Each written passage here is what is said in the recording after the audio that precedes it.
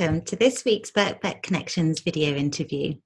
Birkbeck Connections in Organisational Psychology aims to bring our professional community together to connect, share the latest evidence and trends in practice, and learn from each other. So we're inviting academics, current students, alumni, and those with an interest in organisational psychology to join us. When possible, we're going to be hosting quarterly network events on campus and hold discussion series. But in the meantime, we've curated this short video series sharing some of the particular pertinent research and experience from those members of our department here at Birkbeck, and particularly in relation to our experience of going through COVID-19 and what that means for our work and lives. Today, we're joined by Dr. Rachel Lewis, and I'm delighted to be interviewing her about her work on managing remote workers. Rachel and I have dual careers in academic and practitioner lives, and we joined the Department of Organisational Psychology last year to set up the professional doctorate in organisational psychology. And we job share in our role at Birkbeck and also in our other parts of our lives, running our consultancy, Affinity Health at Work. Our work in both research and practice is focused on improving the health and well-being at work, so improving working lives. And through our doctorate programme, we're introduced to a whole broad range of ideas and theories across the field of organisational psychology. So it's an absolutely fantastic journey. And our key driver in all of this is to make sure that we're conducting need-led research and translating that research into practical resources and interventions, and through that, promoting evidence-based practice. Rachel and I have been working together for a number of years, so since 2004, focusing on manager behaviour, and in particular this link between management behaviour and well-being. And more recently, Rachel's been focusing on the role of remote workers and how people maybe need to manage in slightly different ways sometimes when people are working in a remote environment. So, delighted to be talking about your work here. First question, is managing remote workers any different to managing workers face-to-face? I would say that why it's important to look at is not that it's so different, it's that it's much more difficult and challenging. But I think that research has very much shown that because you need to use slightly different priorities of behaviours when you're managing remote workers, it's much more challenging cognitively and time-wise for managers. So actually what we need to do is recognise that although we're going to be using the same people management behaviours probably, although good management behaviour and people management is always important, there are some key points where managers need to focus to make sure that they're effective when they're managing remote workers, and also to make sure that they protect their own selves. Okay, and so what might those be? Are there any particular ways that managers need to focus their attention? Yeah, what we can do is look at the summary of the research evidence. And recently, Joe and I, for a client, conducted an evidence review for to tell us how managers can manage remote teams. And we can look at this by looking at it into four areas where managers need to focus or really show their particular behaviours. The first is around clarity, consistency and specificity. So one of the things that is a big challenge with any remote communication is you increase your risk of miscommunication. So we've all had that experience where we send a text message and or an email and somebody misinterprets it, or you put capitals, people think you're angry when you're not. So when you're managing remotely, you need to make sure your communication is much more clear. So you might repeat your objectives, have very clear and consistent objectives, and also to give consistent feedback. So much more clear about the goal you want, the objectives you want, perhaps repeat if it's important things, and to keep giving feedback to make sure you reduce that risk of miscommunication. So that's the first thing. The second thing is increasing the amount of empowerment you give to employees and the amount of trust that you put in your employees. And this is one of the really hard things to do, isn't it? It's one of those things that when we're not face to face with employees, you have to concede a bit of control. You have to trust that they are going to do the good job. And sometimes it's built into organisational cultures, this idea that when the cat's away, that when the, I can't remember the saying, but this idea of when people are out of sight, they're not doing a good job. The fact is that research shows that actually employees are more effective when they work remotely than not, if they're given the right conditions.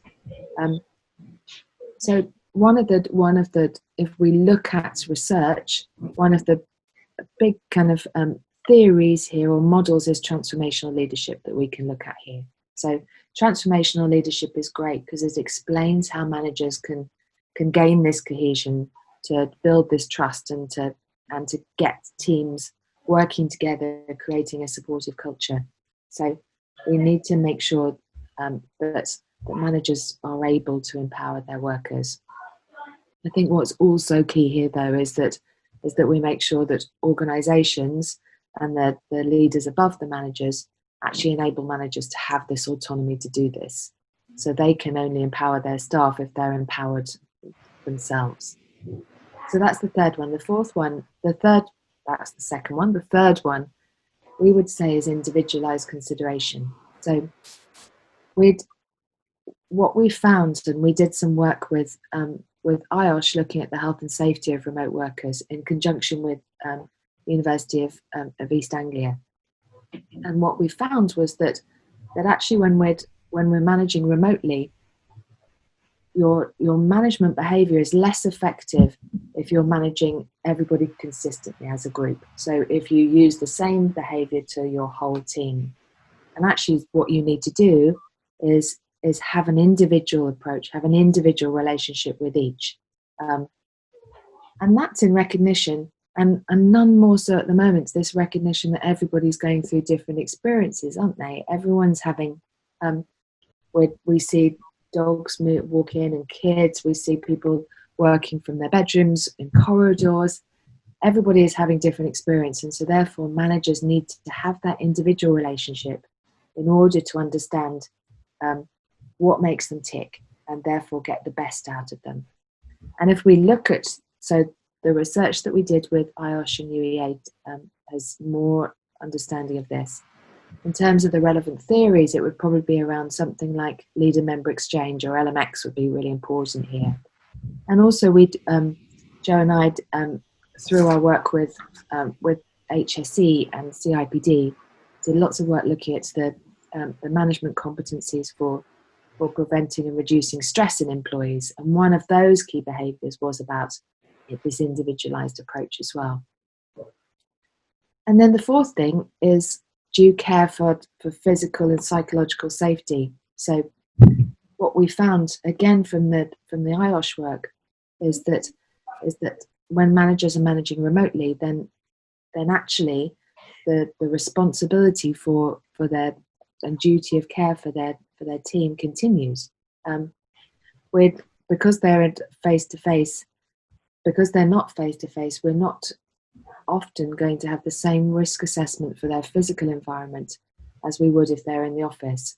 And so therefore it's important that managers recognise this responsibility and make sure that they're asking them about their physical risk, recognising that their physical risk is probably higher because they're not seen and because they're not working in ergonomically designed environments, and recognising that their psychological risk is potentially higher because of things like we know that remote working can be associated with excessive hours. We know that remote working can be associated with isolation. So those four things are essentially the summary of what literature shows that managers need to do. Fantastic. And it gives a really clear steer as to the priorities, doesn't it, in terms of what needs to be done. But also, I think, some really interesting practical considerations that come out of it, because it is quite a different way and quite a big demand really on the manager to take up all of those different styles and really focus on the individual. So are there some practical tips that you would have for managers trying to manage in a remote environment that might be new to them? Yeah, I think the first thing is going back to your point about that demands. The first thing is that the first thing managers need to do is look after themselves. They're not going to be able to manage effectively if they're not well and physically and mentally well. So the first thing is to make sure that managers are actually looking after their own psychological and physical health. And when we are working from home, there's a whole remit of things, but lots of the key things are around things like boundary management. So making sure that you have a fixed work time. You don't let your work and home bleed into each other too much. That you're doing things like moving around, continuing to get exercise.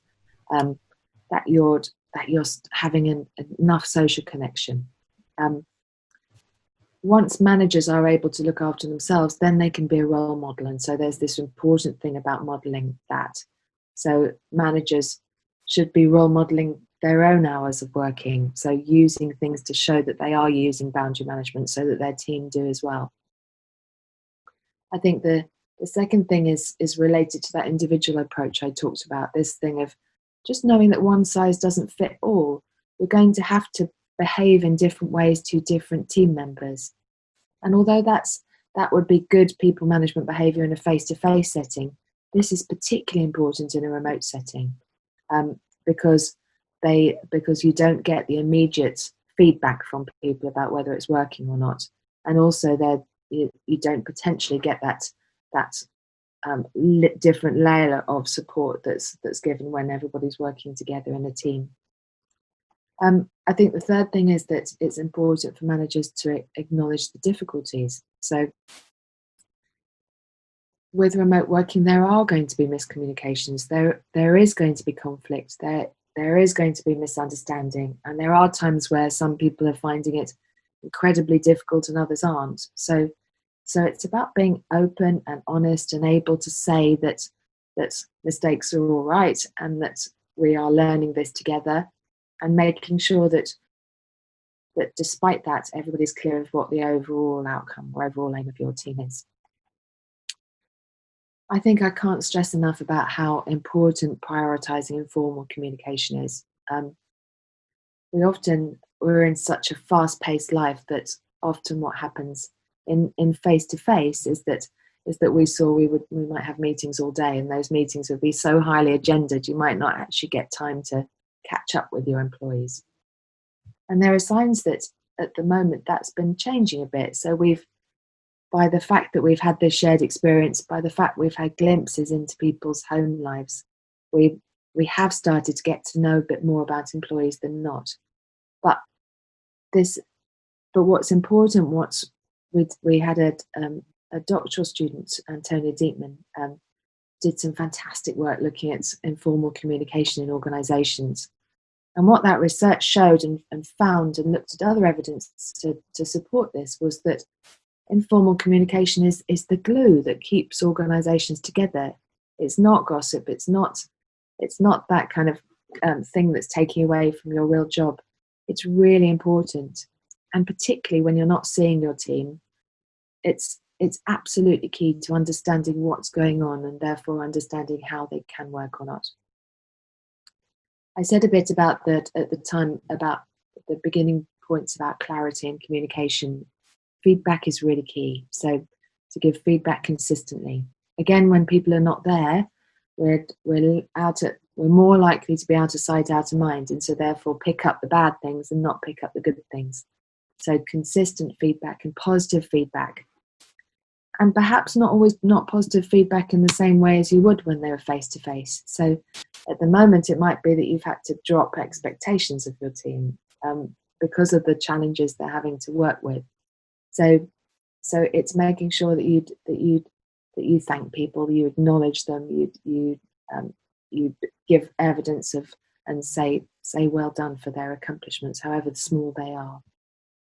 And finally, practical thing, making sure you consider your health and safety. So that might be talking to occupational health within your organisation. It might be seeing whether there's any risk assessments, or it might be just making sure that's in your head to have that question, making sure that if you see people that are working from from their phone or see them working in a corridor, to have a question about their health and safety, and think about what you can do and what resources you can signpost them to within your place of work. That's really helpful, and I think we can all, as managers, think about how we better put those things in place and just keep them forefront of our mind. I think one of the things that we found through our work, and certainly the stories that we hear, is that it's a huge load for the manager, isn't it, to think about these things, to know where to get the information from, to develop those skills that they need. And I suppose one of the key things is, what can HR practitioners, OD consultants, what can we do to better support our line managers from an organisational level as we go through this? Yeah, I think absolutely right. Managers can't do this without the skills and the resources that they need. So this might be to give them additional resources in terms of physical resources. So more people, more time, shared leadership. It's also giving them development opportunities. So it might be a case of looking through the way that you can currently develop managers and seeing if you are building in these type of behaviours I talked about into your competency frameworks, into your performance management expectations. So seeing that they are given the enough to support them.